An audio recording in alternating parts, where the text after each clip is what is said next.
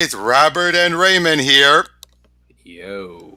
And boy, first of all, and you and I already had this scheduled like a day or so ago, and no way could either have predicted what was going to be revealed, the big bombshell that was going to be dropped today. Yeah, that kind of came out of left field and took everyone by surprise. Yep, and I already did my dedication video. Many you probably don't. If you guys seen it, no, I kind of fell apart. I'm fine now. I am completely fine. All right. Yep. So We let's good. get. Yep, we're good. So we're gonna get going into what I originally planned on us talking about anyway, and that was me showing off a bunch more of my comics and maybe get you so interested in some of them. Begin. Yep. Well, funny enough, one of the ones that I consider one of George Perez's best, that he had, ironically enough, and this one, let me put it this way: this one was a long time in the making. The unique circumstances that had to come about for it. And get this, George Perez actually was working at a different company called CrossGen at the time. But he had written in his contract that should this project ever come about, he would be allowed time off from everything to work on it. Ooh. Damn. Must And be quite that the would be, project. JLA Avengers. Holy shit. what other project would you want? Could you imagine George Perez putting a stipulation in his contract than this? No, that would be the very definition of what was put in his contract. Yep, and this is just, it's phenomenal. It's basically him and Kurt Busiek. Basically, it is almost like a spiritual follow-up to their Avengers run, and Kurt is one of those guys who's had like a encyclopedic knowledge up in his head, of everything. Yeah. I mean, they do stuff like they have we have basically if circumstances lead to the two teams, their worlds are starting to act up, and there's people from their worlds kind of jumping around, like Terex and Terex, which is a character from the Marvel Universe, big guy. Yeah, this guy is giving them a bit of trouble, but they take care of him. And the Avengers earlier dealt and would also deal with Starro, the Conqueror, the giant starfish. Yeah. And thus they realize something is up, something is behind this. And eventually the two teams go to their respective worlds. When we have the Justice League seeing the Avengers world, they see Latveria, Genosha, the ruined nation of Genosha, the Hulk damaging stuff, and the Punisher shooting up a bunch of guys. And it's made clear, Batman keeps telling everyone, don't get involved, don't get involved. But as soon as he sees the Punisher, Plastic Man's like, boy, I hate to be those guys, right, Bats? Bats? He's already gone. Yep. And Plastic Man called out saying, "What? Were you listening to yourself?"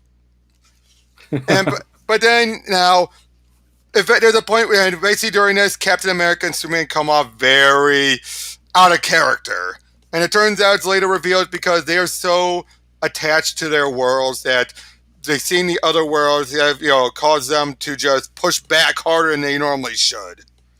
Wait, that doesn't. Yeah, that's way the fuck out of character. Well, no, I know, but the reason is because they are so attached to their worlds. As in, like, they both feel so strongly about their worlds that when they see these other worlds being so and the antithesis of their worlds, they can't help but feel disgusted. Like Superman feels like, this world, it's lush, it's alive. There are heroes here too. And from what we've discovered, how can they allow this? How can they stand for this? Don't they care? And when the Avengers go to the Justice League's world, they stop a robbery going on, and then they're swarmed by a bunch of fans and everything. Like, oh, hey, give us your autograph, give us your autograph. They head off and find out how everyone praises the heroes more so than the Marvel heroes ever get praised. The Flash has a museum and everything. And what does now everyone feels like, well, this is a bit unusual, but Cap says, justice? This isn't justice. Look around. This is their city. It wasn't built by men. They must own this world like little tin gods, demanding the public's adoration instead of protecting its freedom. Don't you feel it? It's sour. It's wrong. Of course, Scarlet Witch and Heroes are like, Camp, are you alright? And then eventually the two teams confront each other, and Superman is, again, just, snapping at him. And I love, Hawkeye has a great line. Now, have you ever heard of the Squadron Supreme? I've heard of them, yes. Basically, they're the Marvel's XPs of the Justice League, so them to have crossovers without actually having crossovers. Uh-huh. All right. Basically, and usually they're mind controlled and whatnot. So you have Hawkeye saying, all right, now I get it. These losers, they're nothing but a bunch of Squadron Supreme wannabes. 5 gets you 10, they're mind controlled. But then to the point, though, when Plastic Man looks at Green Lantern saying, Geo, is it just me, or is Big Blue laying it on a little thick? It's not you. I don't know what's going on. And again, even Cap is pushing back at everything, and eventually Thor, being Thor, throws the first blow. Yep. That would be Thor. Yep. And then it leads into a big, epic. The fight here is epic. I mean, look. Damn. And basically, throughout these first 2 issues, they're being part of a game they're not aware of. And it's what they gather all of these different items from, very powerful items from across both their worlds. And eventually you have other people join up and everything. And although one of the items ends up on Apocalypse, Darkseid with the Infinity Gauntlet. Oh. Fortunately, it only works on the Marvel Universe. I'm not sure if that's much comfort considering. No, it is. It is. No, it is because it's on Apocalypse in the DC world. So in other words, it's just a glove with some little rocks on it. Yeah, but that's still that's still Darkseid, man. Yes, but he can't do anything with it. True. And then eventually, by the end of it all, basically the whole point of this is that you have the Grandmaster. He's basically this powerful being that basically likes to do these little games with the Avengers and the Marvel heroes. And you have Krona, one of Green Lantern's villains, who wants to find about these origins of the universe. And basically, this whole game was to prevent Krona from doing anything. And unfortunately, Krona's a sore loser. And eventually, by the end of this part, it ends up with the Grandmaster trying to combine the 2 worlds. Only problem, they're incompatible. The 2 worlds, they're different sizes, which explains why one world has more fictional countries than the other. Like so the Gotham, the DC universe is much larger than the Marvel universe. Yeah, that sounds about right. Well, wait, if it's much larger, wouldn't also the characters themselves be larger? No. Just the planet itself. Okay. As in, the planet is bigger to make room for these other countries. These fictional countries. Okay. Yep, but then for a brief while, their worlds are going through shifts until they realize something's going on, and after a bit more arguing, they go to the Grandmaster. He then reveals to them what their true history is, because by this point, their history's all mixed up.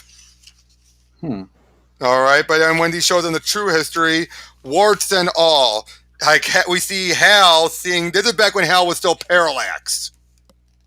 Oh, okay. So this is when he was still like evil. Yeah, but by this point he's back because of how the timey-wimey, the big whammy going on. So he finds out, I'm going to do this crazy stuff. All this terrible stuff is supposed to happen, but they make a decision saying, who are we to decide what's best? We'd be no different than Krona. So yeah, warts and all, we got to fix it, put it back the way it was. Even if it means some of us have to go back to being bad guys or doing this horrible stuff. Like heroes should do! Yep. And then the final issue is them going and battling. You want to know what the battleground is? The corpse of Galactus. Oh, that's badass. Krona had killed him. Now, of course, by the end of it all, then Galactus starts to reform after everything is said and done. Oh, but also we have. Let me show you the cover. It's a simple cover, but it's one of the most awesome covers Perez has ever done. Ooh. Yep. Superman with Mjolnir and Cap's shield. Yep. And it does happen in there. That is the most overpowered thing ever. Yep. And throughout all this, you know how Perez and Busiek are able to put in all the different Leaguers and Avengers throughout time is through the shifts, the time shifts. So basically, you basically rotate, so you have certain, different people, like to the point where you actually have Superman get its long, the people want to call it a super mullet. It was never a mullet. It was just long hair. Oh yeah. After in his recovery state, right? Yep, after the death and return, or you see him become electric blue. You see things like that, or you see Wally and Barry swap. All this stuff happening. It's just a bunch of craziness going on. But yeah, in the end, they're able to win. And I do love one point where now Superman had held the hammer for a moment, so eventually he decides to be courteous and said, "Here, Thor, I'll." What the? Allow me. Then there's an enchantment upon my hammer, laid by my father Odin. It is not easily lifted by others. I held it before. My father is stern, Superman, but not stupid. A very few worthies have been allowed to overcome the spell in desperate hours. But know this, perhaps it was but briefly, but it was in good hands. And by the end of all, they all go back to their worlds, and now there is some stuff that's laid, that continues on. Mostly, Krona, after everything that happens, is put inside a new cosmic egg that might be born into a new universe, and thus he finally gets his answer to what happens when the universe is reborn. That continues on in the Justice League, but they don't bring up the Avengers. The Avengers never bring up any word of this. Unfortunately, because not long after this is Bendis' run. Ew. Which wasn't bad at the start, I should point out. But it's the one where he decided, there's no such thing as chaos magic. Even though there is. Question for you. Yeah. Did Wakanda ever take on Gorilla City? Actually, let me check. I think there's a moment where remember, this is mostly between the League and the... I know, it just seems like a missed opportunity if not. I think if anything else, it was in the background. Okay. Yeah. That just sounds awesome, like Black Panther versus Gorilla Grodd. Oh, yeah, and I think that did happen in the background. Oh, we also have a point where you have Zatanna and Scarlet Witch, finding out who's better with magic. Hi, Tevya. Oh, hey, Tavia. Just so many of them. Question: is it Tevya or Tavia? I don't want to mispronounce his name. It's Tavia, right, Tavia? I've heard it pronounced so many different ways, and I just what's the correct way? Because I don't want to mispronounce it. No, I understand. My heart and prayers go out to George Perez. Agreed. Everyone's hearts and prayers, yes, absolutely. Although it makes me groan when I see some people already saying R.I.P. I'm like, guys, too soon. Yeah, I saw a couple of those on Tristan's video, and I'm like, guys, he's still. I do a few comments saying, guys, he's still alive so far. So it's Tevya. So I am correct. I am doing it correctly. All right, then my bad. But yeah, seeing people say that, I'm like, guys, come on. Tavia looks like he wants to join. I wouldn't mind. I mean, it wouldn't. Oh yeah, you could join. Yeah, I'd like to have another knowledgeable. Well, he's not. I'll say this: he's knowledgeable in different ways. And I can appreciate different knowledge. Yep. Hold on a second. Just a moment. Oh, I don't know if you saw in Tristan's upcoming video streams. She's going to be on my stream. Yes, I did see that. We're going to be talking about Geiger. Oh, yes. The Jeff Johns, Gary Frank creator-owned. Yeah, aren't they doing something else with that? Yes. First, there's an 80-page giant coming out, and then it's going to be focusing on Junkyard Joe later. Junkyard Joe. That was in the back The of back the. cover, Yeah. Yeah. and he Okay. shows up at on the last issue. Oh, that's who that was. Yeah, but more of a what he really was, not the little cartoon of him. Oh, okay. Oh, so you actually read it? Yeah, I read the whole fucking thing. I'm looking forward to it, honestly. But Yeah, that was Joe. They even when the kid even say that's Junkyard Joe from the Geiger from the comic, the kid from the cartoon. oh, okay. I need to. I think I need to go back and read. Basically, the whole notion, what I love about with Geiger is that you have all these historical figures, some considered fiction, that were real, but most people don't know that. Oh, that sounds interesting. Yeah, that was the whole idea. Was you every time there's a big conflict, there's always going to be these figures of great power or great abilities, for good or bad, who will pop up, and Joe was one of those. Oh, so That's why it has that timeline at the back. okay. So it's kind of like it has like its own legend in the Yeah, background. it's all, yeah, which is why then it was Junkyard Joe, and they even have a point where so Geiger's gone. No, it isn't. Like this isn't the end of his story. Far from it. Good, because I liked Geiger a lot. Oh, so did I. I liked the guy a lot. Felt bad. I felt so bad for him, especially. I did not see the twist coming that his family was dead. I kind of figured they were, but I was hoping that they weren't. And Well, now I know why, but to know they were dead from day one. I know. That's the thing is, from day one, I had guessed they were already dead. I had No. What I mean is, they died on day one when the bomb. That's actually what I'm saying. Is like I figured that's what they were going to go for. I just really? Otherwise. I would thought they actually were in there, but once it said like, oh, it must have given in. You've been protecting a graveyard. I'm like, or a tomb. I'm like, shit, even if that wasn't the case, they couldn't have survived as long as they did. Yeah, well, and yeah. There's probably not nearly enough supplies in there for them to live. No, I think they said there would. Like, I think even he said there would have been enough supplies. I think he had said that at some point. Like, there should be enough supplies in there still. Okay, I sent the invite, Tavia. I clearly need to go back and reread it again. I'll probably do that when I go to LA on Friday. Right.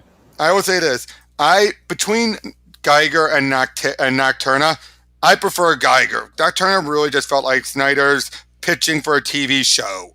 In which he did get the TV show. Yep. Whereas Geiger feels too big for a TV show. I mean, it's plausible, but I think it's clear now what Jeff Johns is going for. Yes, I think Geiger was clearly made with the intent of being world building. World building comic book. Yeah. Noctera was definitely supposed to be a TV show. Hey, Tavia. Yep. Hello. Hey, FYI, while this is partially, prayers for George. I'm trying to avoid not talking about it. I'm really calm as it is. I don't want to break down. Yeah, duly noted. Yep. So yeah. So far, I just got a bunch of my omnibuses here. I'm going to be showing off. I just showed off JLA Avengers. But since you mentioned Geiger, I'm going to grab those issues quickly. Oh.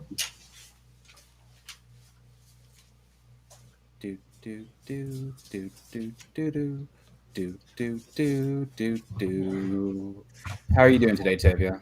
Good, I'm doing good. Yeah, that George Bled who hit me with a ton of bricks. I didn't see it coming. I saw Let's Be on it, and I would do it on video, but screw it. I don't even like to make it. Yeah, it's hard. Yeah, I'm back. Yeah, everyone's taking it really bad, man. Yeah, you saw my video, right, Tavia? Yeah, I did. Yeah, you heard my reasons because it just hit me so hard that he was, even though it was just the artwork, he was still connected to so much of the comics I've read that have influenced me so much. Same. Especially Crisis, because I've always been a big, huge fan of the Multiverse. Always have been. I actually picked up the digital copy of Crisis on Infinite. I never read it before, and I'm gonna go read it over the weekend. The size of the book I have the absolute edition of that. That's Crisis as well. I just picked up the normal edition. Well, yeah. I'm just saying that I have the big size. Yeah, I'm just gonna read the bare bones and. Oh no, mine's the bare bones too. It's just oversized. I don't have anything much else. Okay. Yeah. So that's gonna be actually my first foray into George Perez's work. I've never read anything with his. Really? Yeah, that you. Oh yeah, I forgot. You joined up right after he retired. Yeah, you forget that I'm very new to comics. As much as I have fallen in love with comics, and they've become a great passion of mine. Yeah. Junkyard Joe coming in 2022. Yep, and it's going to focus on him, and looking forward to that actually. Yeah, there's the timeline for all the different other ones: the Red Coat, the First Ghost, the Monster, American Widow X. Yeah. Yep, and it says Junkyard Joe was created in 1972. Yeah, throughout the history, these are called the unnamed. Throughout history, unlikely and strange heroes have risen and fallen. These men and women are a mystery. Their identities and lives a secret. But for a great evil to be stopped, their stories must be told. From a radioactive family man in the near future, to a British assassin during the American Revolution, to a robotic killing machine seeking its creator, and more. They are the unnamed fighting the unknown war. Cool. Hey, Jacob, what's up? Yeah, that's amazing. Yep, and I cannot wait for the 80-page giant. Comes out near the end of the month. This month? Nice. Yeah, it was supposed to be last month, but they got bumped. Yeah, I don't keep up with news at all. I read them as they come out. I honestly have no idea what's coming out ever. Oh, I use the website Comic List to tell me all this. Oh, okay. Yeah. Lots of you I did there with Superman Son of Kal, the annual I did my USA. That took me 30 minutes to order review that thing, and I did recap of the actual issue and the review, and that thing went longer than we planned. But don't I gotta say, I both liked and didn't like it. I was torn on it.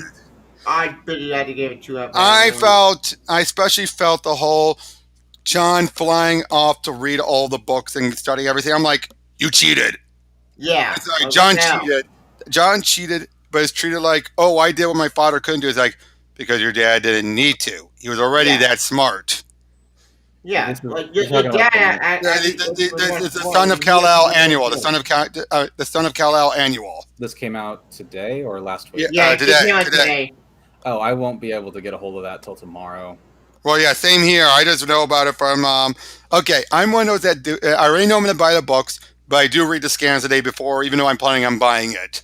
Oh, okay. Yeah, I'm never that prepared. Right. Yeah. But yeah, I was just going back over Geiger. I mean, I do love it. It's just it's so clever, so there's so many stuff. It's an engine story. Yeah. I'd recommend it to anyone who wants to start reading comics. Exactly. I mean, some of Jeff Johns and Gary Frank's best. I'll be honest, sometimes I keep mixing up Gary Frank with Joe Fabok because their styles are so similar. Yeah, there's one another indie book to read, Ray in Black. You can read it on. Yep, Jacob on. Yeah, very much so. Hey, Jacob. Yeah, same here. George White's book, Perfection. That I feel was fuck New 52 bullshit. Like, what? New 52 bullshit. Yeah. New 50. Yeah, I even brought that up in my video. But the thing is, though, I feel like that would have been anyone. They just happened to be George. Yeah, but George would have made it. That New 52 was not his. No, that's Scott down. He tried. Hey, Jacob. Don't know if you're interested in coming on. I'd love to meet a new person. That'd be great. Yep, same here. I wouldn't mind having a new person on. Oh, you want to know another book I've been liking? Batman the Detective. Tom Taylor. Yes. Yep. I have not read the final issue yet. Actually, last week, my comic shop did not receive any of their DCs. Oof. But you've been keeping up, though, with the book, right? Yeah, I've been keeping up with it. I'm up, of course. I just haven't read the last issue yet. I'll just say this: it's both predictable and simple, but but still a good ending. Mm-hmm. So I gotta say, the issue 5, I just wish that Tom Taylor had revealed the villain's Equilibrium's motive sooner. Oh, you don't have a good mic? Okay, Jacob, that's fine. That's okay, Jacob. Another time. Yeah, but he said, I wish he revealed it sooner. Doing it right at the end of the penultimate issue was not good. It put a lot of things in context. It actually opened my eyes and explained, oh, so this is why it's set in the future. Yep. Oh. Speaking of which, I got these behind Hanukkah. Ta-da! Oh, Spider-Girl. Nice. Cool. I always loved the Mayday Spider-Girl. Same here. And Doomsday Clock, the complete edition. Oh, nice. Well, you've got that, but I almost was going to get that, but I'm waiting for the Absolute Edition instead. Is there going to be an Absolute Edition? Yep. This thing's so game mode and this thing came out. I'm only getting it because I have the Absolute Watchmen, and I wanted to be right next to it. Okay, I see. Yep, but I done part 1 and part 2 of Doomsday Clock. I got part 1 for Hanukkah. Speaking, one other thing, you want to know a comic I highly recommend, but it's so weird, and I think I brought this up before, but I'm going to go more detail. Godland. I don't know what that is. It's called Godland. It's basically that cover's really cool, though. Oh yeah, it's very much a Kirby throwback. Nice. Hold on. Okay, that's pretty cool. That's Jack Kirby. Except it is Tom Scololi doing it. Yeah. Well, you hated the wait, Jacob. You hated the Nightwing annual, really? I thought it was good. I haven't read that one yet. A good story. The one was Red Hood. Yeah, I haven't read it yet. I really want. Actually, I did order the variant cover from Comics Elite. Should be here soon. Well, I was just talking to Jacob saying that. Yeah. Well, yeah, I just. Oh yeah, look at this guy. Ooh. Oh, he looks like Swamp Thing. Oh no, he looks more like Lockjaw. Lockjaw. Yeah. I was gonna say Fing Fang Foom. That too. Yeah, but because it's more of a dog-like. It's just that wide nose. It looked like Fing Fang Foom to me. Right. Oh look, this is the dark side equivalent. Nice. Speaking of Dark Covenant, we actually got Dark Covenant in Technically Incarnate. That came out. I just hated stuff with Red Hood, but I could definitely understand why people liked it. Well, the thing with Red Hood, though, is that most of the bad stuff was Clayface. Please don't. I stopped myself. Let's not go any further. But yeah, but look at this. But yeah, the guy that's the dark side equivalent. During this portion of the story, his daughter was being captured and put on trial and found guilty. So what happens? He blows her head off. Damn. Nice. Well, that's something I think Darkseid would do. Yeah, but you don't kill your own daughter. Yeah. Well, still alive for any reason. If you fail him, he will kill you. But here's the entire run. Nice. Godwin, Celestial, Godwin. Just volume 1, 2, and 3. Yeah, and again, it is just so good, and it has like a really long final page that I'm not going to open up yet because I don't want to risk ripping it. Yeah. Speaking of weird, I did do a review of Spider-Verse, the original edition on my channel. And Spider-Man the what? Spider-Man the what? No, Spider-Verse. The first Spider-Verse. Oh, Spider-Verse. I finally reviewed that. The Dan Slott one. I gotta say, there's a lot I didn't like, but there's some stuff I didn't mind either. One thing that pissed me off about Spider-Man 4 is made by Spider-Man. What they do with I was mad. Why do you think Tom DeFalco and Ron Friends, when they did their backup story, chose to have it be, for all we know, I'm another version. There's another version of me out there. It was their way of basically saying she wasn't the one that everyone loved. She's just a copy that's from a universe that's pretty much identical in many ways. Except the problem with that got retconned by the end. Well, it didn't get retconned. It just got ignored. No one picked up on it. Oh yeah, good point. So technically, you could. Yeah, but Oh yeah, but that was Christos Gage doing that, the Spider-Geddon, and that was a lot better. It was, but I also felt like, why? Why do you need a sequel? The sequel I think was to fix some of the mistakes. Again, that's what Gage does. He fixed Slott's mistakes. True. You probably did that in Iron 2020. Iron 2020 although you want to know the one thing that really ticked me off most of all was that apparently we see Spider-Man Unlimited Spider-Man from the old 90s cartoon get killed off. And according to Dan Slott, he was under the misconception that was the animated Spider-Man as well when it was made clear no they weren't. The other good Spider-Man made friends. They got killed off. Well, yeah, but I'm talking about the 90s animated because there was also Spider-Man Unlimited. Yeah, Unlimited, which is the one where he's on Counter-Earth. Yeah, Dan Slott said, oh yeah, that was the one from the 90s cartoon. And most people were like, no, it wasn't. No, on that note, have you... The other Spider guy was the other Spider-Man guy from the 90s cartoon. Not Spider-Man. Yeah. On that note, have you guys seen the Into the Spider-Verse thingy? I'm excited for it. I'm looking forward to that sequel. Really, I'm not even a Spider-Man fan, and that looked fucking awesome. Oh yeah, but the fact is a part, but what bothered me is that it's a part one, meaning it's going to be one huge movie split in half. Kind of, sort of, kind of like the Matrix with this guy. No, I wouldn't go that far. I think this is different from the Matrix. I think this is just going to simply be exactly like Harry Potter 1 and 2. I'm just kind of why is Spider-Man 2099 fighting Miles? I don't get that. Well, we don't know. That's the thing. We don't know what the... I best guess, he's not trying to fight him. I think he's trying to actually save him from another threat. I'm about to say, he was doing a good job of throwing his ass around for a while. Yeah, he was. True. I'm hoping my Billy Control I get made a target in this movie. Also, I want to say that I like his design. His design is awesome. His design of 2099 is just really cool. Yeah. Hold on a second. I just got to correct someone on something. Hold on. Okay. My hope in the Spider-Verse, Cross Spider-Verse, get made a target. Please! I want to get to be on the movie. Why? Because you see him on the movie, they can prove to Marvel that all the Spider-Man can work and people are going to get married with a daughter. Marvel, if people love at the movie, they're not going to listen, Tavia. They're not going to listen. DC is more looks at how the sales are going, and I'm making bad judgments there. Marvel, on the other hand, is the ones that are making the decisions, whether they may be bad ones, but in their eyes, like, screw it, is what we want. Yeah, they're stubborn. They are stubborn. That's putting it mildly.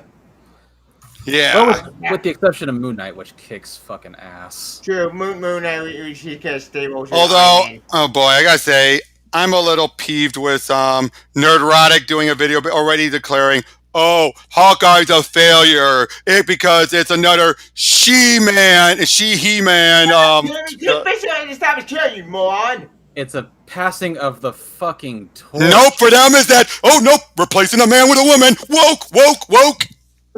Sending her Shang-Chi. Did you have any idea how... What? It didn't bomb. It's getting a sequel. And TV shows about it. Did it ever occur to them that Clint is getting old? He's clearly not as good as he used to be. Yeah. Exactly. I mean, he's gone deaf in 1 ear. Yeah, but he's not perfect. He's deaf in 1 ear, and also, he should have... If you guys saw the last episode, right? Mm-hmm. Yeah, he should have been able to take every single one of those fucking... but that's the other thing that's proof. In their eyes, that's the proof. He should have been able to do it all. He doesn't need her. Yes, but he's not as good as he's not. He's slower. They don't like that. They don't like that as a plot point. They basically feel like they're forcing it just to get rid of him. That's that's how these guys think. You know how these guys think. Yeah. Oh my god. A girl comes in and. Are you fucking stupid? What the fuck is wrong with you? The thing is, I do not want to call these people like sexist at all, but honestly, they're making it really fucking hard not to. Exactly, just like it's very hard not to call them racist. Yeah, that too. They make it incredibly hard not to call them out on their bullshit. Yeah, because they do it at such a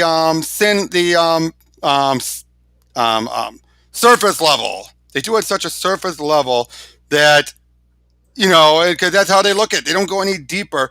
And worst of all, they almost never give alternatives to how things should be done because they don't care about that. Well, no, it's perfect the way it is for them because they can make money off it as it is. Oh, no, I'm saying no, they're not giving us the type one. To be honest, I'm happy the MCU is starting to embrace legacy characters since that's my favorite type of hero. More power to you. Yeah. But you don't want to go overboard either, though. Yeah. True. You don't want to shaft your OG characters either. Yeah, especially when there's a case where they have like one character and then they decided, oh no, let's go for this bird instead and just shaft it. Yeah. I can't wait for She-Hulk to come out, and I guarantee they're gonna fucking say shit. Well, they're already happy that it's because of the show that the comics got fixed. Yep. I know. Which, to be fair, that is a case where, yeah, that was Disney putting their foot down, and you could so tell Jason Aaron was doing it in protest. Yeah. With Diamond Aaron side, this one, like, again, and the corporate good. We can corporate didn't give it out. They got the money. No, but the thing with Aaron Noah, he's the one. Yep. But remember, the thing with Aaron Noah, he's the one who kept, and even flanderized what Mariko Tamaki left, made it worse, all because he wanted to stick it to the annoying fans. True. Like Perch says, why do they do? I'm glad she got back to normal. The other thing that should ever been at the retcon. Well, no, not kind of a thing. It should never ever. Tavia, slow down. It's kind of hard to understand you sometimes when you get. Yeah. Okay. I'll go for you that. What I mean, I'm glad she got back to normal. That is the thing that should never ever been damaged. It shouldn't have happened before. Unfortunately, because he couldn't use the Hulk, he wanted the Hulk, so he made Jen the Hulk, and then decided to say, "I'm going to also use this to make a statement and tell everyone you are wrong for finding her sexy because she's secret." And yet here's the problem. You know what Dan Slott established during his She-Hulk run? That when asked under oath how many people, all of the people that She-Hulk had slept with, it's a huge list. And then when asked how many people did Jen Walter sleep with, 2 or 3. 2 or 3. Yep. She-Hulk slept with that many people, and she's like, well, kind of. Basically, it was usually underwear models, things like that. One night stands. I wonder how many men she gave gamma radiation cancer to. To be fair with her, hers is much more safe than it was given to her by her blood. She wasn't irradiated externally. Yeah, like the Hulk would be externally. But you're putting your thing in a.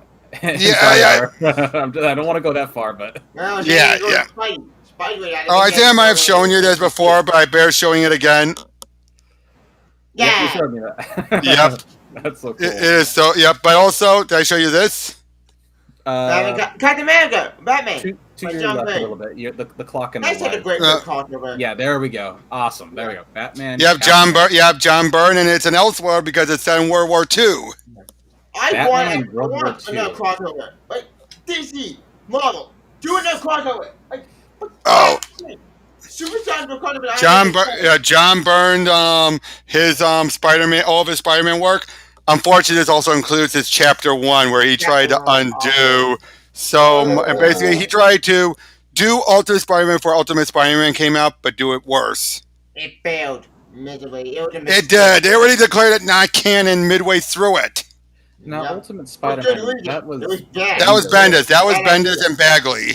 That was back when Bendis was Bendis, the Ultimate. Yes. But then the Ultimate got blown the hell up. Because we ran out there with the Ultimatum and kill everybody off. That's a terrible idea. But you get opening people, we don't care. Another book I recommend. This is Kurt Busiek. It is Kurt Busiek telling adventures between issues of the original Amazing Spider-Man run. Kind of like going to Stimulus Spider-Man going with Peter David. That's cool. Something like that. Basically, this is there's even a timeline at the very end that explains where each issue fits.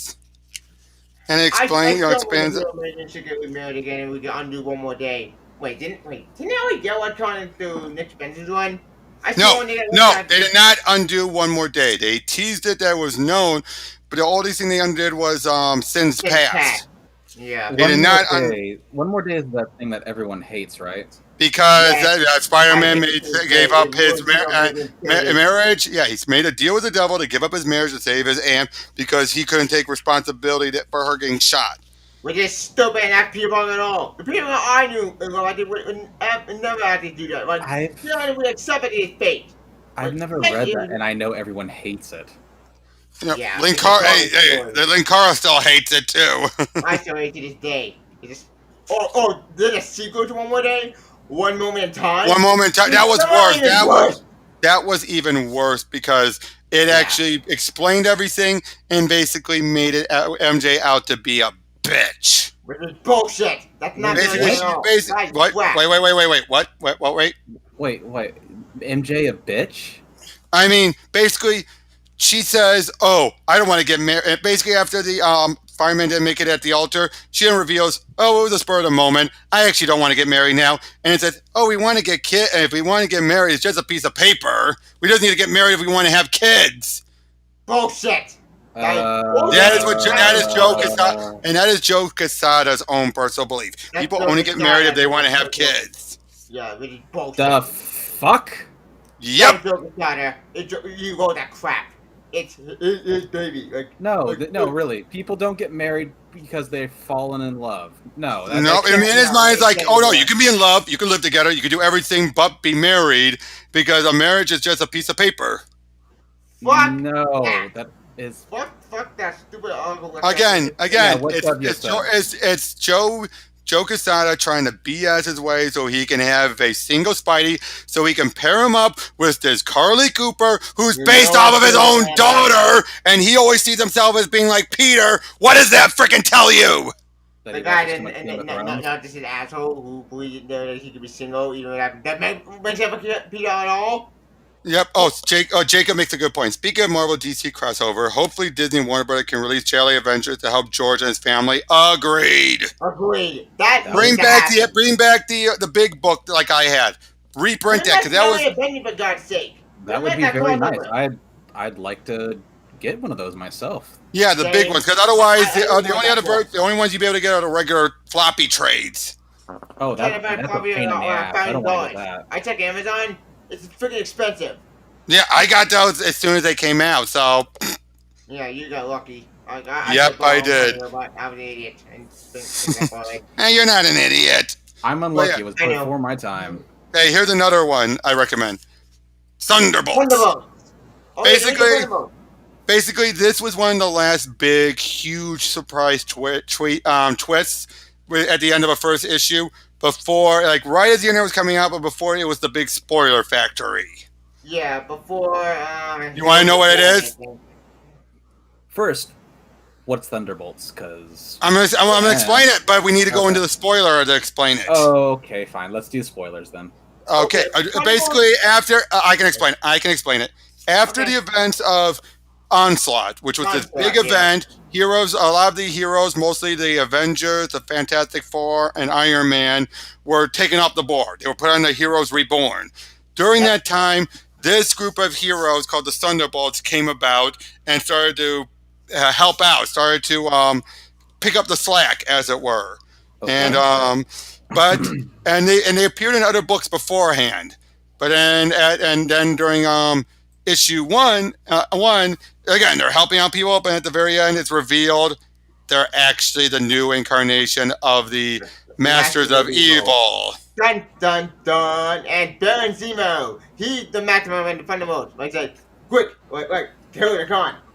We go on the new plan. The plan and we get heroes. Yeah. So anyway, it's a bunch of bad guys posing as heroes. But the big twist is, throughout it all, most of them start to like being heroes. Yeah, well, Baron Zemo does not. Do they stay heroes? Yes, but it's very hard because unfortunately they're a criminal past, and the fact that they still almost went through with Zemo's original plan doesn't help at all. Yeah. Why is Zemo at the end of the story? I forgot. But even Zemo starts to feel a bit conflicted too. Well, aren't most heroes themselves vigilantes and by...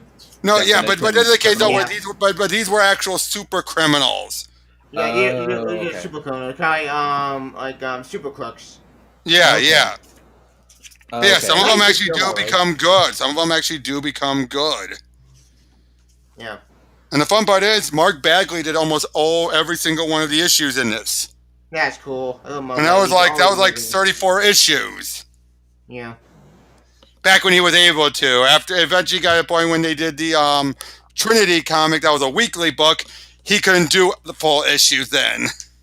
Yeah. Oh, okay. Raymond, do you know anything about Doctor Who? Very, very little. Well, you want to know a comic that's pretty much almost very much like Doctor Who? Hit me with your best shot, man. Dan Slott's Silver Surfer, with Mike Allred artwork. Silver Surfer. I do like Silver Surfer. I just never. Yeah, this whole run has been really good. And basically, he gets this young girl from Earth, follows them around, it goes through all these adventures. Yeah, it's pretty much like Doctor Who. Yep. Here's the thing about that one. That one is Doctor Who, but some of Dan Slott's best writing. It is Dan Slott's best writing. And Spider-Man, which is garbage. His shows are amazing. Well, no. His Spider-Man started out good. It did, but then went to hell. It went to hell because he stayed on it too long. Yeah, but 10 years. Yeah, a great run, but way too long. It was so obvious he was scraping the bottom of the barrel. He was. And trying to story on the point that need to end. Superior Spider-Man, he fought back. Why? Nobody ever Superior Spider-Man. You end the story. Stop putting him back. I don't get it. Me neither, but obviously gotta show this. Oh, Venom. Yeah, basically this collects everything from Amazing Spider-Man 300 all the way up to Maximum Carnage. All of his appearances. Is that the 300? Is that the one where Todd McFarlane was? Yeah, that was during McFarlane. That's when he actually became Venom. Yep. Oh, okay.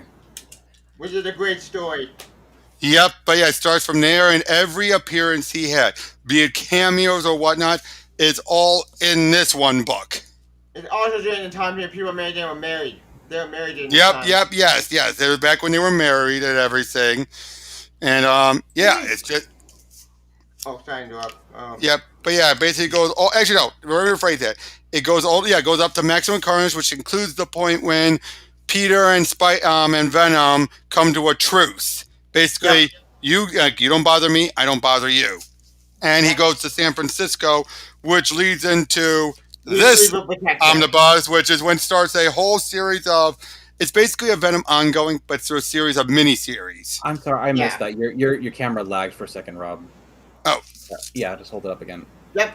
The Venom series contains... The Venom... There we go, thank you. Yeah, the Venomnibus, which is, like I said, it's basically an ongoing series as a series of miniseries. Okay. Speaking of Venom, I went away to issue Venom. I'm so confused. I haven't read it yet. Oh, I haven't read it either. I also have issues 1, 2, and 3 coming from Comics Elite. I have not read any of them yet. Oh. I'll just share that. So yeah, sorry, don't say anything. Do not say anything. I won't. Oh, you want to know something great though? There was a crossover, one shot that was Venom versus Hulk, and there's a point then after a bit of a misunderstanding, the two team up to try and call out someone who claims he's going to make an earthquake. The end gag being, oh, he didn't make the earthquake. He was just a nutso guy, and the earthquake just happened by natural. That's funny. No, but here's the joke. You are a wimp, a wimpy mouse of a man, and we are going to beat you up. Yes, you know what they're referencing. It's the 90s. What are they referencing? Yep. We are going to pump you up. Nice. And I'm just like, can you see how buff those two are? It's like, of course, Peter David would do that. Yay. That's why I love Peter David. Such a great writer. Yeah, too bad he's been kind of slowed down ever since. I think, didn't he have a stroke or something? Yeah, he had a stroke, unfortunately. Yeah, but that contains the first half. Then the second half is in this omnibus around the time that the artwork started to suffer. But Raymond, did you ever see the Venom movie? I saw the first one, not the second one. Just the first one. So, are you aware of She-Venom when Anne had the Venom suit on? Yeah, when she only had it to give it back to Eddie. It was weird. Well, yeah, but it actually is in the comics. Yep, he's right. She-Venom! Yay! What a weird idea. Here's a better cover. Nice. Santa takes off. Wow, those curves. Yep. I noticed when people brought it up because she does wear it again during the second movie. People said, "Oh, they nerfed her chest and ass." What? And I'm just like, really, guys? Really, you're gonna complain about it when it was for even less of a second compared to the first one? It was even shorter of an appearance. Why do they even fucking care? They're a bunch of pervs. They're a bunch of pervs. That's why. I mean, I'd say bounce chicka wow wow, but that's a fucking joke on my part. I'm not even being serious. But anyway, this ends with Venom finale, which seems to kill off the symbiote. Seems to. Not really, because the symbiote man playing symbiotes. No. Planning the symbiotes happened during this. This is after planning of the symbiotes, but yeah, then basically they try to inject Eddie with this type of adrenaline that actually it would repel the symbiote, but they do it so much, so fast that it basically seems to kill the symbiote. It doesn't, which means it returns in this one. To Gargan, I think. No. Back to Eddie, and eventually Eddie sells it off, and it goes to Gargan. Oh. Gargan was a stupid idea. Well, to be fair, it was initially a good idea. It just got made stupid. That's true. When Mark Millar did it, it actually had a good build-up. Basically, Gargan saying, I have enough hate and resentment of being a B-lister to defeat this suit for a lifetime. True, but then he got rid of symbiote and then he got eaten. But then Bendis decided to be, he eats things. Ew. Oh, and also, I got this. Carnage. Yep. This has a bunch of his appearances since after he got ripped in half in New Avengers, all the way up to his ongoing. Yeah, by Sentry. Yep, all the way up to his ongoing series. Conway's character, I think he's a one-off. The ongoing. Well, here's how Jerry Conway saw it when he wrote the ongoing. He treated it like Tomb of Dracula. True. Conway's character is amazing. Where basically you have the main bad guy, and the whole point of it is like him building up to his overarching scheme. But then Conway said, "Screw that! I'm gonna do my own plan." There's no. No, that's what I'm saying. No, that's what I'm saying. No, I'm comparing it to it. Oh, gotcha. Okay, but anyway, I mentioned Heroes Reborn. I'm shocked that got an omnibus. And then you got another one then. Oh yeah, they made a new one recently with Yeah, but unfortunately this includes all the issues except for the last issues. But that's because that was a crossover with Wildstorm. I wasn't paying attention. What's this reprint that Jacob is talking about? Reprint. Oh. Yeah, Jacob is talking about he's talking about the JLA Avengers again. Oh, okay. Damn, is it that expensive? Yeah, because the only way for it to get reprinted is for DC and Marvel to come to an agreement. Oh, okay. I hope they do. Because, come on, like George Boyd loved that crossover. We want that sequel. Where's my sequel? Dude, Perez is never going to draw it. We shouldn't bother asking for it. I know. That broke my heart. I know, but you knew this wasn't going to happen years ago, even before this announcement. Yeah. The only time I will accept it is if two artists are drawing it. Phil Jimenez and Nicola Scott. Yeah, maybe those two are the closest to spiritual children of Perez. One artist who can do it. Get Hoy Man to do it. But he doesn't match Perez's style. Jimenez and Nicola do. That's true. Yeah, okay, so I know you like. I know. What? I'm sorry. Maybe. I was going to say sorry to put us on a different tangent. I just wasn't paying attention to Jacob's chat for a second. No, it's all right. It's all right. I was showing Heroes Reborn, and then this is their return. But the funny thing about this omnibus, it's more about everything that Dr. Doom did on the former counter-Earths throughout it, to the point where Doom actually takes over this other Earth, and he rules it without any other heroes to bother him. What? That's a stupid Doctor Doom. No, actually, it was well handled. It was very well handled, but eventually he got bored of not being challenged, so he came back. So he went back home. But you know who wrote? Who wrote the 2 minis? Chuck Dixon. Chuck Dixon wrote it. He wrote those minis. And Chris Claremont's the one who got the ball rolling. But then you had to throw all that development out the window, restart over when you had Rob Liefeld and Jeff Loeb doing Onslaught Reborn. And look, the only type of feet that Liefeld can draw are the ones in pointy boots. And Captain America. Is Captain America stuff with garbage? Yeah, everyone makes fun of his Captain America. Funny thing is, though, his Captain America on its own, that one image aside, was not horrible. Yeah. I've seen a lot worse artwork than what he did. Oh, believe me, I've seen a ton of bad artwork. What the hell is that? That's Liefeld. And it was Cap. Okay, like stuff like this looks cool. Come on. Okay, well, maybe that did look cool. Yeah, it does. But yeah, then of course afterwards, and going back to Perez. Yay! It made her. Yep. It was a great run. Yep. This was a great run, and it had one of the best panels in all of comics. Give me a moment. Hold on, where is it? I showed it in my video, but I'm going to show it again. Yeah. Oh, where is it? Ultron. We would have words with Z.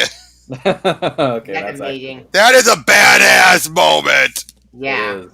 Also one of the most famous. Oh yeah, they to the point where they used it during Next Avengers, where Thor's daughter says it.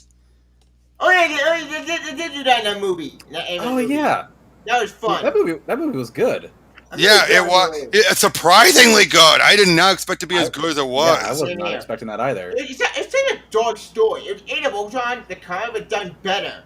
Yep. Oh, but you know what the funny thing is? Volume 2, Perez is only on for like a good quarter of the book. The rest is other artists.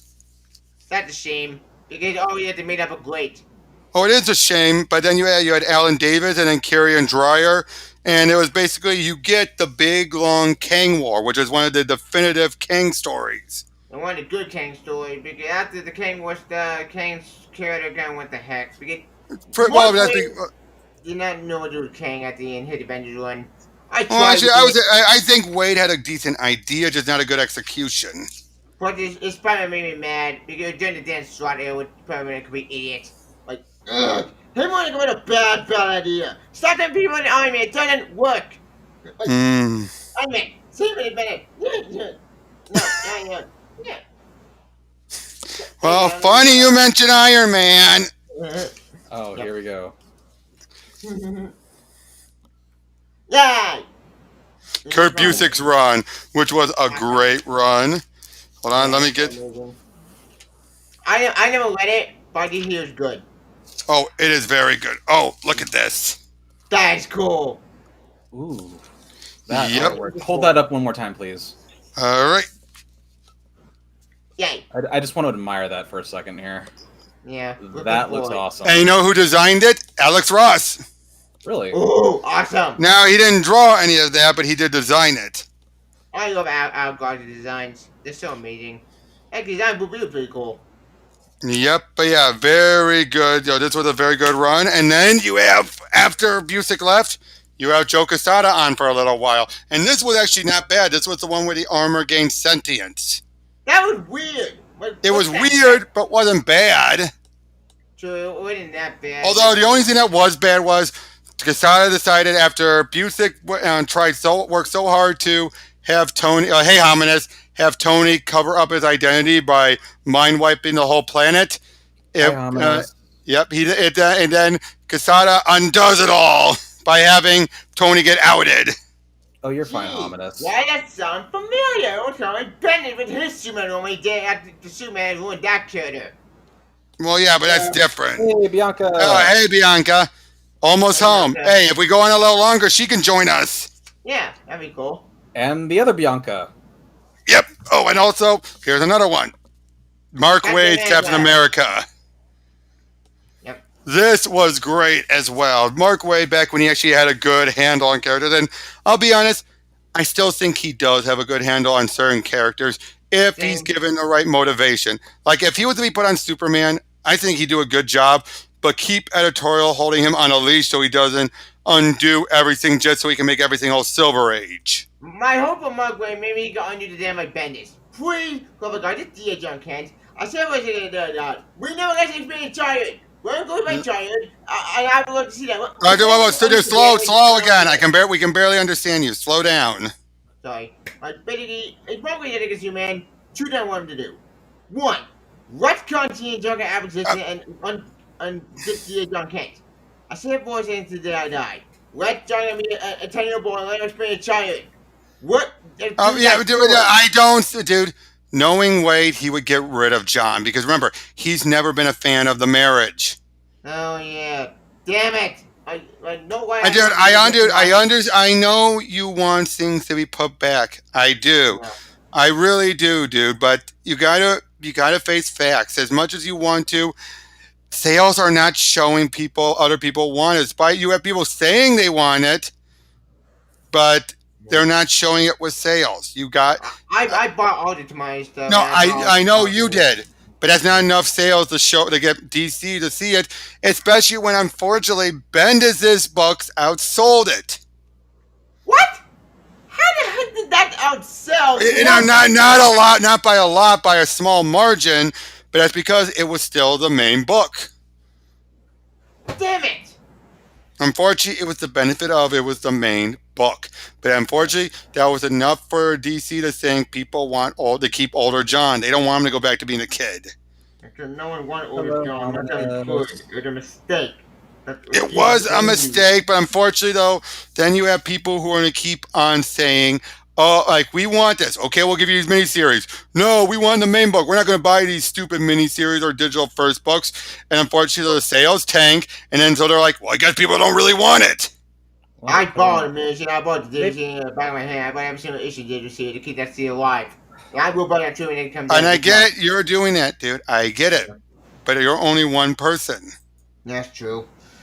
No, how I spread the message, it's impossible. It's not impossible. Well, no, it's not impossible, but unfortunately you have so many people who are so dead set. It's like when they're saying about this upcoming one that even though Peter Tomasi's writing it, John's buy now, we're not going to buy it. We're going to make sure, and some are even saying, we're going to make sure it tanks. That's not a solution. That doesn't help Tomasi. Like, look. No, yeah, but in their eyes, we don't care it's Tomasi. They made him buy what's going to make sure it tanks. Well, I've even heard some people say that. I've even heard some people say they're going to hook up Robin and Superboy. Nah. Oh, Dan Jurgens, Captain America. Nice.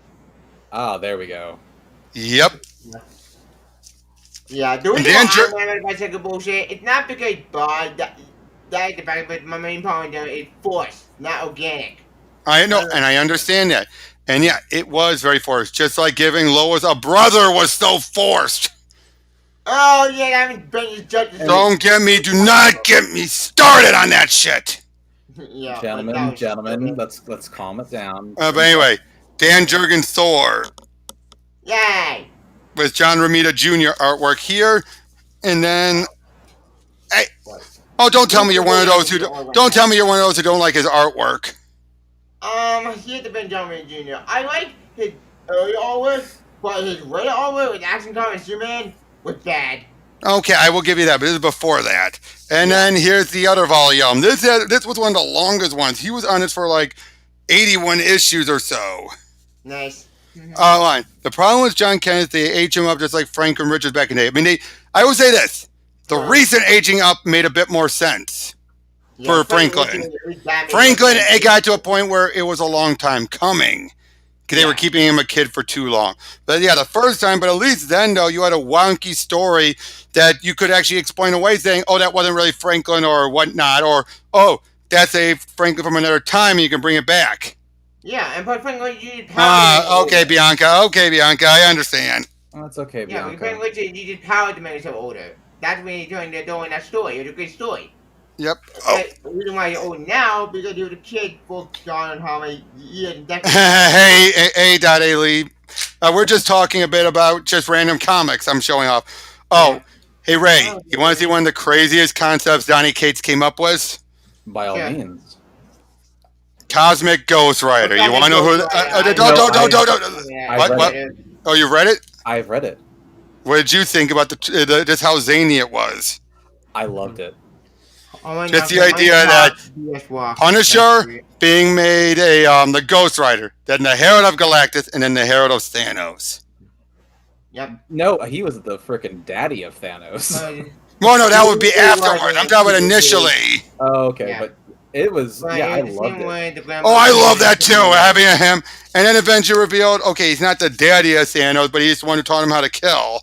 Well, what he did was that he changed. He was trying to change Thanos because he. Oh yeah, I know. He went initially back to kill baby Thanos. Couldn't do it because he was a baby, and decided to take him and try to teach him how to be good. But unfortunately, then. Yeah, that's when failed. That was a brilliant twist. That was awesome. It's because they turned him. He turned Thanos into a dictator. It's a different kind of. Daily Lee, gotcha. I gotcha. Sorry, dude. I forgot that's how you say your name. Yep. Homunculus knocked on his head, but the same way the grandma took him away. Yeah, that did happen to John and Frank Richards. Both at the options happened. Oh, speaking of Mark Waid, here's another thing I recommend. His Fantastic Four one was Mike Ringo. That book's so awesome. And get this was a case where they were ready to bump off, just to force off Wade and Ringo because they wanted to do something else with it. But then outrage got, basically thanks to the internet, fans heard and they were outraged. So they were like, ah! So they were like, okay, come back. And without missing a beat, they wrapped up the storyline they were doing the way they did, but then they continued on afterwards. And Wade and Ringo were ready to do a big fuck you with the Four. They kill off Ben and disfigure Reed. Oh yeah, it did happen. But it then led to one of the best issues in all of comics, where they go to heaven. They actually go to heaven to find Ben, and once there, they eventually meet. After Ben comes to grip, I was like, they find God, and God looks like Jack Kirby. Which is awesome. Why wouldn't God, right? Yeah, that's pure genius. Why wouldn't God look like Jack Also, Kirby? a bonus. That story altogether, Roy Richards. Yeah, I love him. It's pretty cool. Yeah, I mean. Her comic and Bianca's comics came in. Yep. But I also I love it as well. Though eventually, like the phone rings and it's like, hold on, yeah, phone like, pardon me, one moment. To which Johnny's like, God has a phone. What's the number? 1. And then they're in the Forbidden City, the human jungle. Right. Suddenly the Black Panther springs from the tree. Okay, we'll make it the Silver Surfer. Yeah, I'll write it up and I'll start designing. Who? Oh no! But it's like, who called? My collaborator. Nuff said. Yep, but then, because they realize he has to go back, he redraws Ben all rocky. Aww. And then he gives them their last gift, an image of them older, still a family in the future. Yay! That's a good way to end it. Guys had a great Well, again, that was them trying to undo what the mess they had left, because, again, it was originally supposed to be a fuck you. Yeah. Also, don't mind good, right? I people got it. Dr. Doom upgrade. Slow again, Tavia. Slow again. Sorry, you always go so fast. Sorry. Yeah. But again, during that run, Mark Waid also wrote to the Roy Richards how she came to be, and he made Dr. Doom, but he became. Oh yeah, that's the one downside. Much like what Grant Morrison did with Magneto during his X-Men run, Waid felt the same way for Doom. And ironically enough, both were cases where John Byrne kind of helped develop the characters. Yeah. And in this case, he decided, in his mind, he felt that Doom was always evil. He would kill off, well, in this case, and he does kill off his own love interest if it'll give him more power to defeat Reed. And people were pissed at that. That's one of the times where people were pissed. I didn't like that story. I did not like what they did with Doom. I feel Doom has a bit of nobility to him. He is not that mwahaha, I'm going to kill everyone evil. True, well, I was going to show this. One thing I like when they're in heaven, now there's a point where it's led to, they've opened a door, the door that's keeping Ben from going into heaven. And it's a technological door, which makes Ben, that makes Reed think, I'm the one keeping you from going to heaven. It's my fault, like always. But then, hold on. But then Ben finally rips it down. It's orange rock. He soon realizes it's not Reed keeping him there. It's him. But like usual, he blames Reed. So it's his true reasons were covered up by one that looks like it was Reed's cause. Yeah. That's a very sad story. Subconsciously trapped himself? Yes, because even he knows it's not his time to go yet. Yeah. But he made it look like Reed trapped him. Because in his mind, it's what he usually does. Blame Reed because he thinks even though because he doesn't want to admit it was himself. But once he finally ripped down that door and saw the orange rock, he soon realized it was me the whole time. Yeah, well, that's a very happy story. I think that during the time with Jam and Outdoor Spider-Man on in the time, that was a great run. Both Fernando and Jam and Spider-Man were both meeting. Yeah. Wait. What were you saying? What were you saying, Ray? A question for you, because I'm not big on like the Fantastic Four and all that. What else is the Thing's power? Does he have any other power than just being strong? Actually, his strength. There is something special about his strength. His strength is a bit like Spider-Man. It's not like the Hulk where it's connected to his anger, but he's a lot stronger than he ever lets on. He just keeps on holding it back because of his fear of him being a monster. But there has been times he has done some incredible feats. He usually doesn't do again. But there's a point where Ben saying was stronger than the early days Hulk. Current Hulk, no. Early Hulk, definitely. But he never showed it because he felt like, he's better than me. So it's always mental blocks.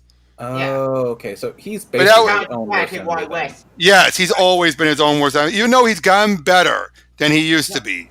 Heck, he's got better usually. I get it now. I've never known what his powers were. It was always his strength and his durability. The rocks make him very durable. Okay. Which, speaking of the Thing, in Ultimate Fantastic Four, he got transformed into Wonder Man. Well, basically in the Ultimate Fantastic Four, Bendis, and one of the more clever ideas he had of trying to separate the Ultimate Universe from the mainstream universe had to be that the orange rock was actually this whole time a cocoon. Yep. Which ended up in which I think was a great story. Over Doomsday, I love that story. I didn't want Bendis, one of my favorite Bendis. But it was a clever way of shaking things up and saying, hey, who's to say we're going to follow exactly the mainstream universe? Yep, which we actually the maker, the opening, which after Bendis not do well, but other writers like Hickman and Cates have. But Raymond, what do you think about that? Yeah, Raymond. Oh, I'm sorry. What do you think about that though? With the idea that in the Ultimate Universe, Ben was actually his rockiness was a cocoon. A cocoon, so like his real body was underneath it. No. Basically, his power true power was developing under it to basically make him like Wonder Man. Yeah. So what would come out from this cocoon? Oh, basically this like his normal Ben self, but now he's glowing with energy. Let's see if I can find that image. And basically, he has all of the power, none of the rocks. See if I can find that image. I'm trying to screenshot it. Oh, thank you. I would like to see that. That sounds interesting. Actually, no, I can do it. I got a copy. Okay. That works too.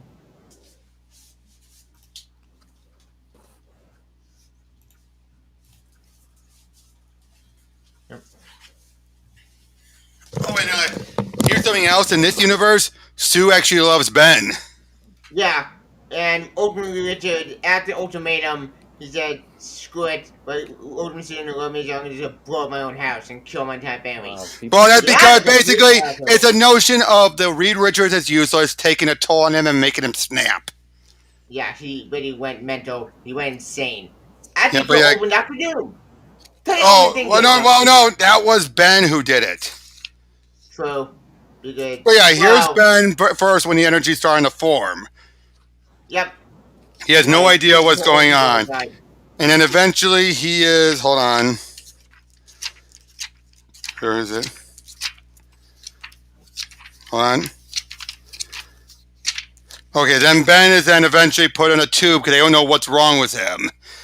Yeah. And then Sue confesses herself to him, and then he just starts to yell like, "Roo, roo," and then he just starts glowing.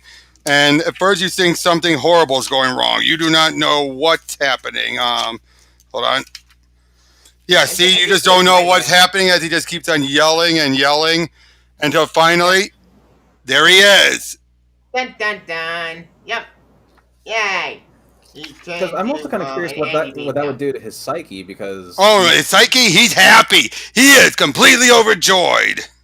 He's happy he's an angry guy now. He's kind of Wonder Man. Yeah, that's basically... There he is then using the energy, his power, like he says.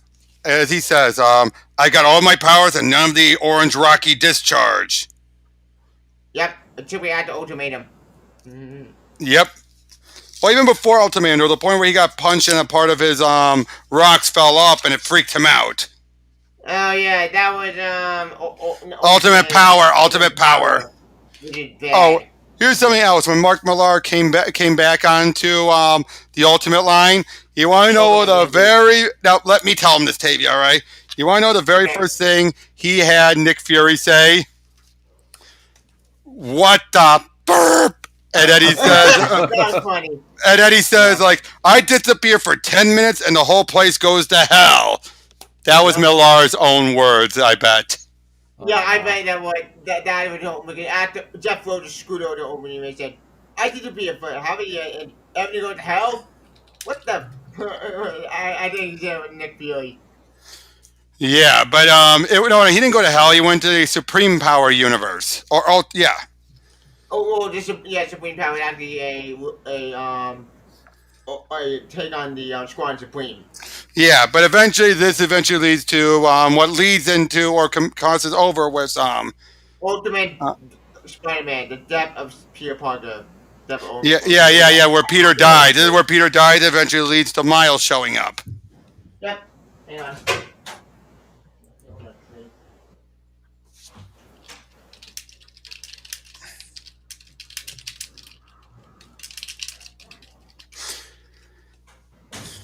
But so yeah, am I getting your interest on all these books, Raymond? Ta-da. Oh yeah, that. Yep. Hey Raymond, you got my interest on a lot of them, especially that Justice League versus Justice League and the Avengers. The JLA Avengers, yeah. I hope Disney and Warner Brothers does the right thing. I want to. I think a lot of the pros might actually, given how Perez is so beloved even by them, they probably will. But here's one thing I'm wondering. I'm wondering if at some point in the future, John really is going to put his foot in his mouth and say something bad about Perez, because it's clear, given how he, during his other history of the DC universe, he was clearly just completely dismissing and bashing the Wolfman Perez Teen Titans, both during his Bumblebee stuff and with the Bumblebee issue, and during the was everything talking about. The Titans, how, they didn't care about my wedding, but they threw this big wedding for Donna, and then trying to say how, and then also saying how, Tara was actually the sweet, innocent girl, and that Deathstroke was this pedophile who completely corrupted her when it's like she was a monster. You're a monster. Which tells me, this tells me really thought the anime series was the truth. I don't think. Yeah. John Ridley I'll be honest with you. I don't think Ridley likes comics. No. There are some cases where he shows that he does. He likes certain versions of it. But he doesn't right. But he doesn't like current. He doesn't not current. He doesn't like certain parts. The actual history of comics. He doesn't like what came before.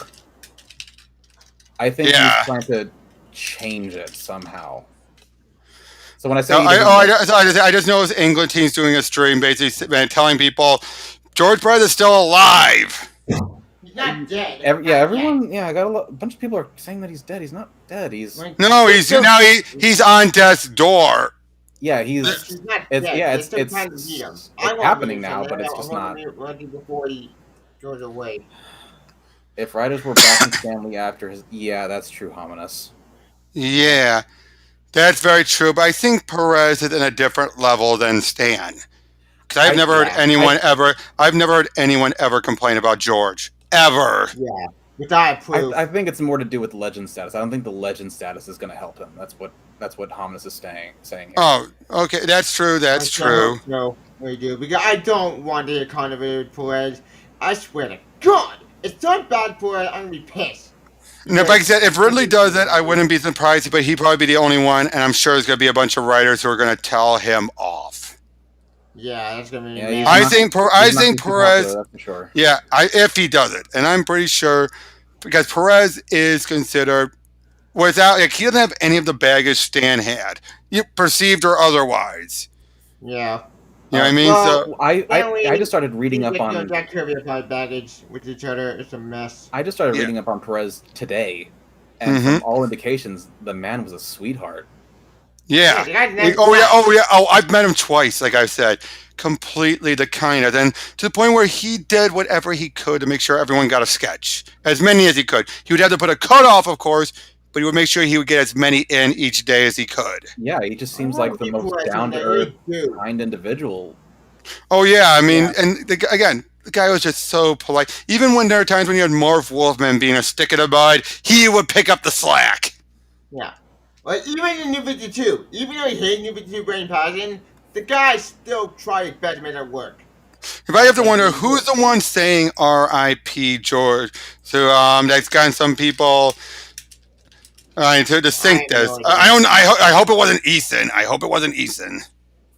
I mean, I just want to assume that's just a misunderstanding on their part. Like, they don't know that he's not dead. It's because everyone's I think they're misconstruing, or some people might have been saying R.I.P. because he's on death's door, and some people took it as, oh, he's dead. That's what I'm thinking. I think all the RIPs is just it's just one big misunderstanding. I don't want to think that people are that freaking stupid. You'd be surprised. There's some people who will just see it and just assume. Oh, well, okay. Remind me, Raymond. Are you at all in the Ninja Turtles? Very little, but you can try. Hold on. I pretty much showed you everything I had laid out, so now it's back to the bookshelf. Oh. My favorite team in T-Book is Rash Ronin.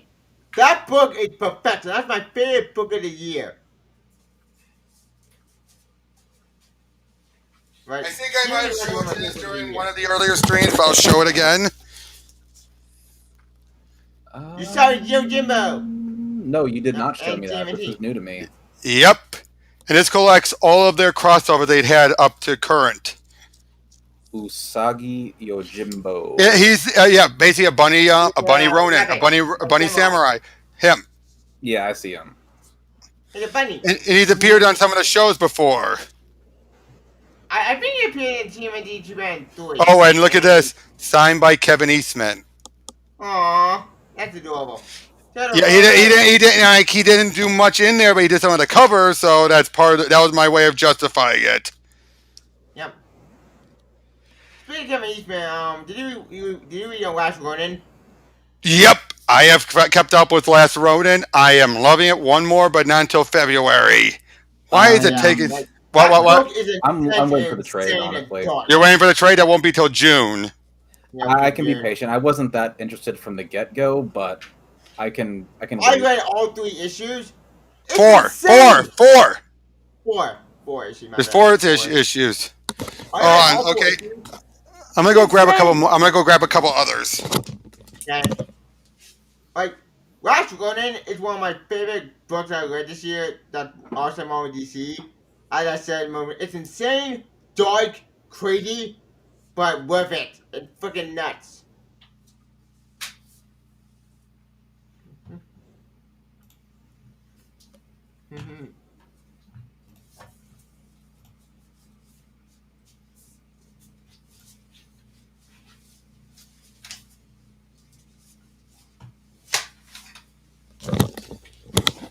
Okay, who here's seen the Alien movies?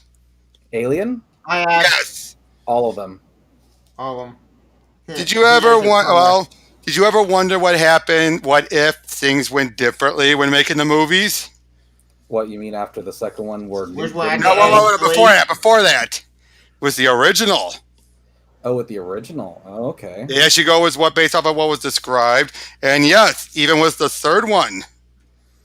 Oh yeah, Alien 3. That was bad. This was the William Gibson one. Is that the one where Newt doesn't die? Yep, Newt and Hicks don't die, and Ripley is kept in a coma and sent off. Well, and you have a point where some humans become human xenomorph hybrids. Well, technically, Hicks never died in canon. Well, if you want to go by Colonial Marines, it's technically canon. I know the game sucks, but it's still canon. No, but yeah, but basically, I forget that game does not exist. Okay, well, Tavia, they become human hybrids through a type of gaseous version of the, like spores version, kind of what we would get in Alien Covenant. No, Alien Covenant. It's from the Alien Covenant. Yeah, but basically through that. But the Xenomorphs do not like the hybrids. The Xenomorphs do not like the hybrids. Of course they don't. Because they don't like anyone that's not in their own hive. Yeah. Yep, here's something else I recommend. That's Dan Slott. Oh yeah, good Dan Slott, but the thing is pretty good. Yep. Yeah, Hominids. And Alien Resurrection. Yeah, but we're not talking about that. Yeah. This was actually originally No, I don't. Alien Resurrection. Oh, that film made by the French guy. And written by Joss Whedon. I know. That's amazing. Yeah. Oh, here's something else. You're aware of Marvel. Hey, Raymond, you're aware of Marvel's Hercules, right? The bombastic, Yes, I am aware of him. Yes, I have never read anything. Bob Layton, the one who gave us that rendition. Bianca, you're a bit behind if you're on Usagi. I'm about to say, we're like 5-10 minutes. Oi, oi, oi, oi. Oh yeah, she's way behind. Yeah. Holy crap! Yeah, way behind. I mentioned French director from Alien Resurrection a little bit ago. Yeah. If John really ever writes one bad word about George Perez and Marv Wolfman one, then he should be run out of comics. Yeah, I agree with that. Unfortunately, it wasn't done so much as a take that, but you could tell it was a take that. Yeah. Joss Whedon. Yeah, Joss Whedon. Here's another great comic you probably have heard about. Kraven's Last Hunt. Yep. Everyone talks about how great this is. I agree, and J.M. DeMatteis. So what you're saying is J.M. DeMatteis. Okay. Yay. So what you're saying is I should probably read Kraven's Last Hunt. Yes, and you can read it in a vacuum. The funny thing is, it's right after the marriage. It's right after they get married. Okay. Here's the bonus. And here's another one. Death of Gene the Wolf. I have a story. The funny thing about this is though that she dies right in the first few pages, and she's been a long-standing character. But the thing is, they give Peter David gives her so much character and depth within those first few moments before revealing, she's dead. Yep. More than she's had in years. And some reason she did not come back to life. Weird. No. You want to know a weird crossover? Please. Wolverine, Black Cat. Wolverine and Black Cat? I don't know, but that sounds awesome to me. Yep, here's another one. Weird. I think it looks better. That looks better than this one where he looks like a caveman. Yeah, Grodd looks weird. I think Grodd took a better cover. Yeah. You already did not look that great. But yeah, Joe Lynchner does the artwork. He's the one who does what's it called? Dawn, the comic Dawn. Never heard of it. From what I've heard, it's really good. Yeah. Actually, Bianca, part 3 is coming. Part 2's already been out. Which reminds me. Maestro part 2 is part 3.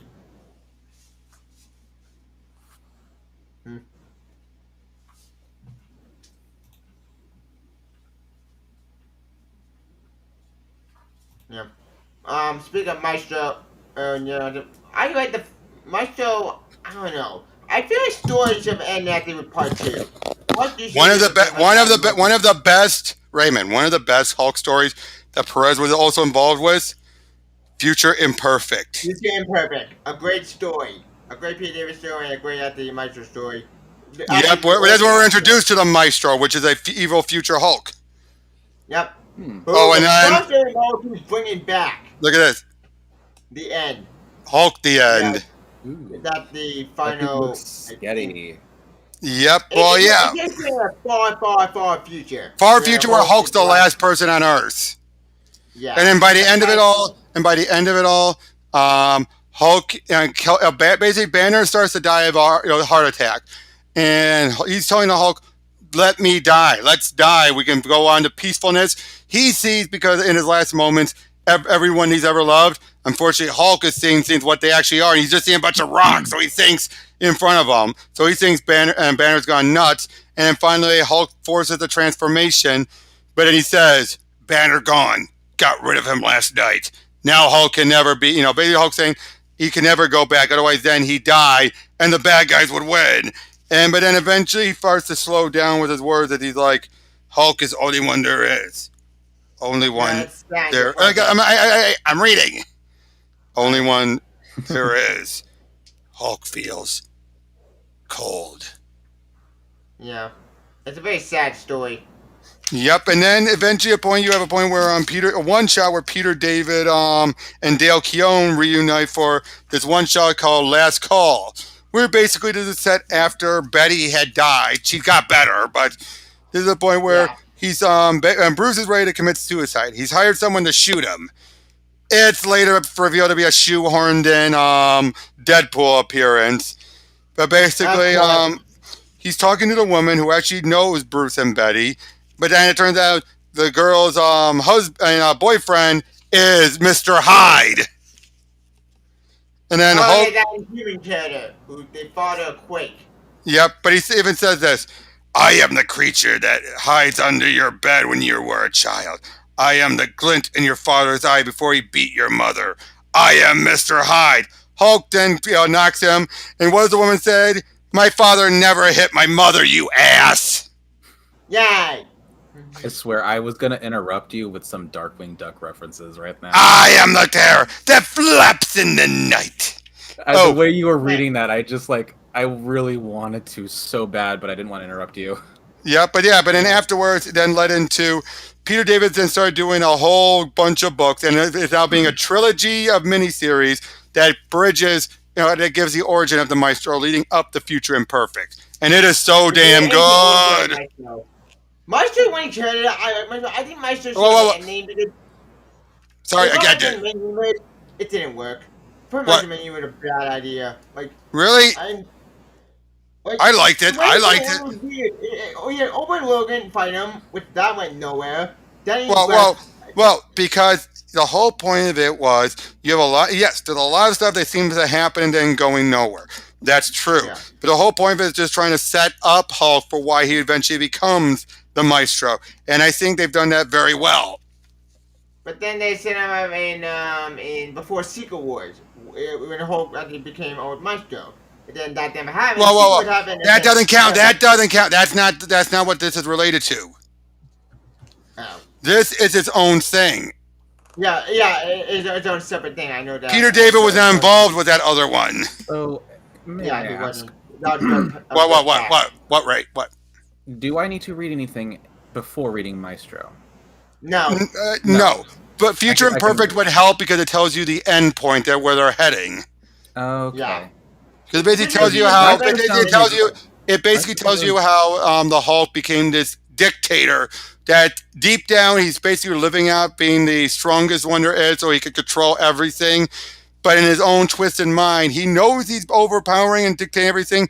but at the same time, you also feel that he's helping people in a twisted way. I'm sorry. I'm just actually I'm making kind of a list of the things that you've shown me so far that I really want to read. Yep. Let me go get more. Speaking of book to read, everybody Spider-Girl, the great series, I recommend it because the one made it part of my favorite character in Marvel. It's a great series to read. Hold that up one more time. Yeah, I think Volume 3 and Volume 4 came out recently. Can you hold that one up one more time, Savia? Ta-da! A little closer to the camera, please. Yep. Okay. Spider-Girl, the complete collection. All right. Thank you very much. I appreciate it, man. You're welcome. Also, if you want to read a good Superman book, I recommend reading the Tamai series in Undead Action Comics. Okay. Those are super intense. Oh, hey, here's something else. Oh, yeah. You mentioned Darkwing. Nice. There we go. Cool. And Jim Cummings. Wow. Cool. Wow, you got it signed? Yep. Nice. I also love how Jason Aaron, when I showed it off, said, hey, Jim, save some space for the rest of us to sign it. Okay, but here's a question for you, Ray. Did you ever read the old Disney Adventure comic, magazines? No, I did not. No. Well, they did have one character in there that became so beloved. He's the only Disney Adventure comic character to have a trilogy, and he gets adapted into the book. Fluffy, the evil cat. Oh? Fluffy the evil cat. An anvil. He comically holds that freaking oversized anvil. Yep. You gotta love classic Disney. Oh, I love this. The point where Darkwing, look at this. Darkwing storms in on his village, and they're watching, and it's like, I am the terror that flaps in the night. I am the incidentals your company won't let you expense. I am Darkwing, Megavolt. Yeah, we get it already. You're just gonna have to wait, dumbwing. We're watching pay-per-view. Oh, this thing cost me a vine and a root, and we're not budging till it's over. What you watching? The Miss Corn Fritters pageant on Launchpad. That's on now. How much? 10, and buy-in is $10 a head. Pay Bushroot. And then later they're watching it. Seriously, you liquidator, you need to kick in extra. You're soaking the couch. I'm not going to get my deposit back. What, Darkwing? What's a stylish gown? Tuskegee, and such a refined makeup and palette as well. Later, Miss Duckbird won? You've got to be kidding me! Miss Mouston was robbed. This is shocking. He's standing in Liquidator's puddle. Megavolt, it's about to be. They hold him, jump him. That's funny. But yeah, there's Fluffy. Kitty. That's all thing. Apparently. Oh, he is evil. He's very evil. Let's go. Robert, aka Comics Hub, is laughing again. Yep. Oh, but one of my favorite issues was the 6th issue, which is one where it's basically a Comic-Con, and guess what villain comes back? Which villain? Splatter Phoenix. Whom? Splatter Phoenix, the artist. Oh. I didn't know who that is.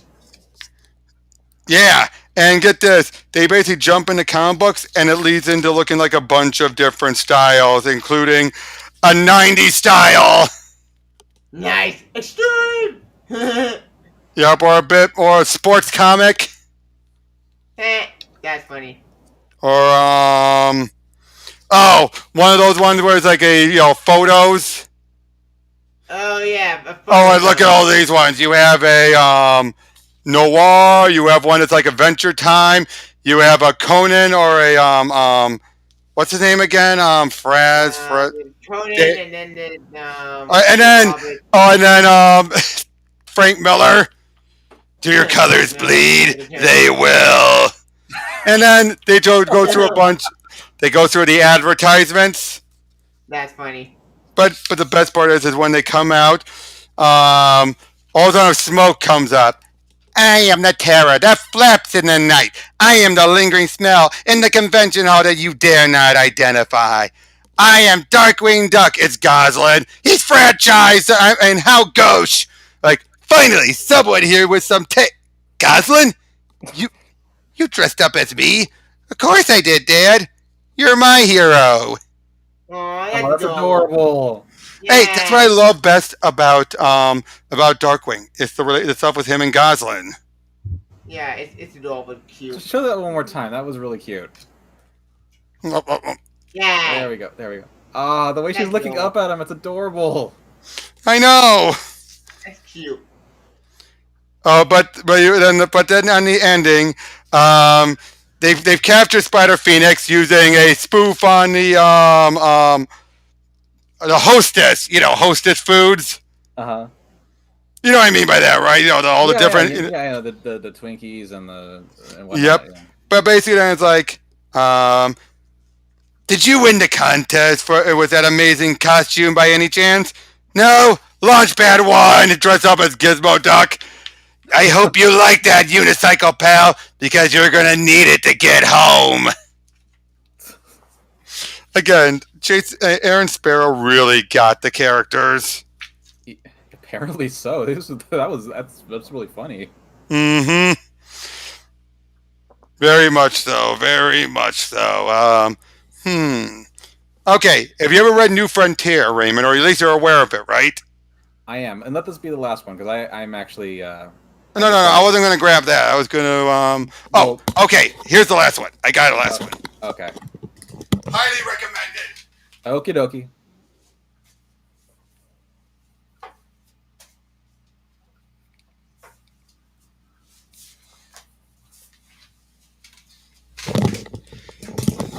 The Kate Spencer Manhunter series.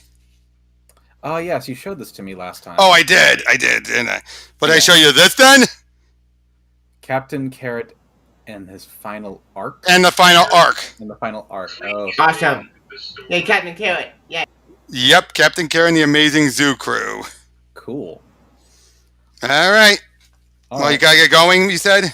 Yeah, unfortunately so. But I did want to let you know you did convince me of at least 4, and Tevya has convinced me to try Spider-Girl at least. Yep, well, you should get that Superman Batman Generations Omnibus since. Let me check if it's still cheap on Amazon. Let me check.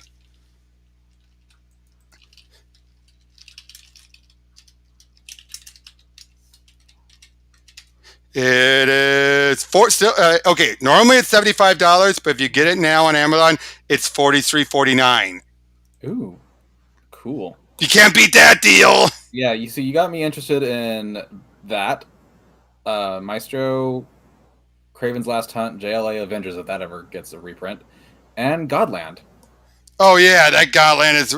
That. Oh man, if there was one more I could show you, it would be. So cool. If there's one more I could show you, that's just fan service for the sake of fan service, and gratuitous fan service and violence. You want me to show you it? Yeah, sure. I can go do one last one before I leave.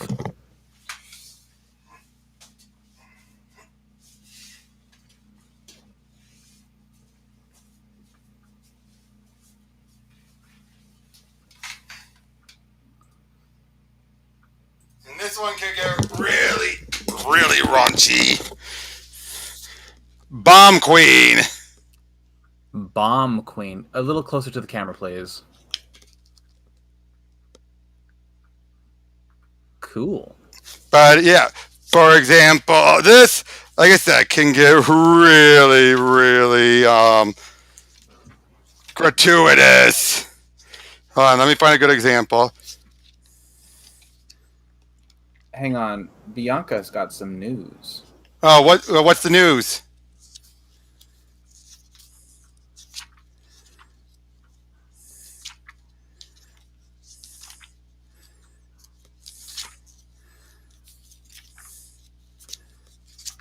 As we wait. Yeah, boy, I'm trying to get a good page. No, Homnus, I am not watching Netflix's Cowboy Bebop. Me neither. I love Cowboy Bebop. Guy who did Madoka Magica is making another anime called Bubble. Well, so long as it's not Godzilla. You know what I mean? So you got the Godzilla, the trilogy, or the trilogy. The trilogy. Yeah, never do that again. Yeah, so long as it's not the trilogy, I should be good. But hold on, trying to get a good one. Okay. Here's with Bomb Queen. She defeated a dude and froze him. You know what she does then? Breaks off his and then shoves it in his mouth. And then flirts with this one woman and then hold on, kills her. It's one of those over the top violence for the sake of it all. But his most recent one, and this shows you that Jimmy Robinson is he will call out both sides. It's dealt with the election. The 2016. Yep, and no, the 2020. Oh, the 2020. Okay, well, both are very controversial, anyways. Yeah, but he basically calls out both sides and mocks them, all of them, and at the end of it all, she wins the presidency, then kills everyone, including Trump. And it turns out it was just all a very good dream for her. And then it ends with Biden and Harris wedding, to which she then says, now I'm sure that's a dream I can turn into a nightmare. Oh my God. Like, time to get to work. Oh, Lord. Well, all right, gentlemen. This has been really fun. Yep, and I gotta get going too. All right. Thanks for having me on again, Robert. Mm-hmm. Thanks for joining us, Tevya. Well, Bianca, yeah, that newest one, that last one is brand new, but the character herself is not new. And she's also from Image. Bye, Hominus. Bye, Bianca. You guys have a good night. Everyone yep, I'm signing off as well. So all right, later. See ya. And catch you all later.